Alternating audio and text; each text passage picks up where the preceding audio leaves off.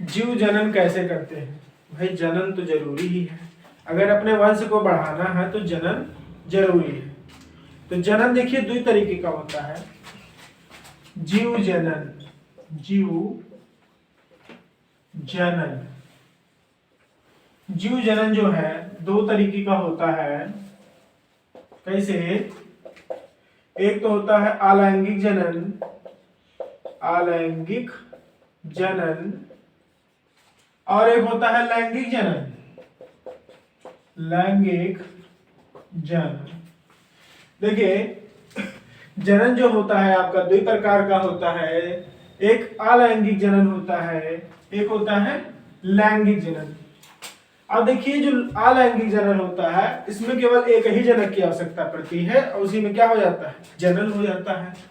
अलैंगिक जनन में जैसे अमीबा हो गया, पैरामीशियम हो गया, ठीक है, ये क्या है? अलैंगिक जनन ही इसमें होते हैं, इसमें केवल एक ही जनक की आवश्यकता होती है। लेकिन लैंगिक जनन में ऐसा नहीं होता है, दो लोगों की जरूरत पड़ती है, यानी कि नर और मादा दो लोगों की जरूरत पड़ती है, तब हमारा क्या होता है? जनन होता है। कैसा जनन? लैंगिक जनन।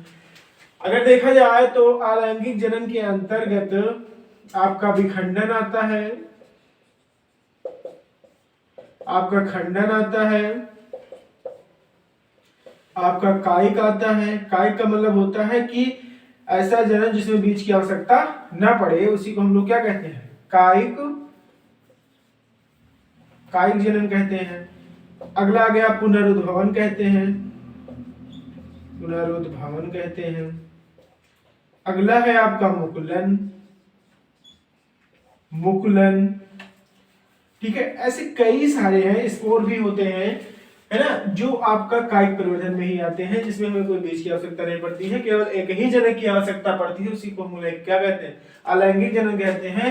लैंगिक जनन में दो लोगों के होना जरूरी है, या तो नर और मादा दोनों होगा तभी लैंगिक जनन होगा। और खास बात यह है इसमें कि इसमें जो है उच्च वर्गीय पादप आते हैं, उच्च वर्गीय पादप और उच्च वर्गीय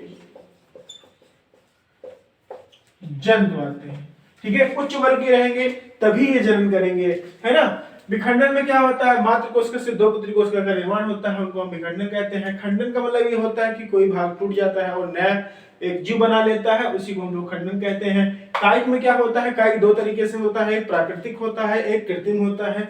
कायिक का मतलब प्राकृतिक जो है आपका, अगर आंधी तूफान आ रहा है तो टूट जाता है, टूट के वो अगर लग जाता है तो उसी को हम लोग क्या कहते हैं? प्राकृतिक कहते हैं।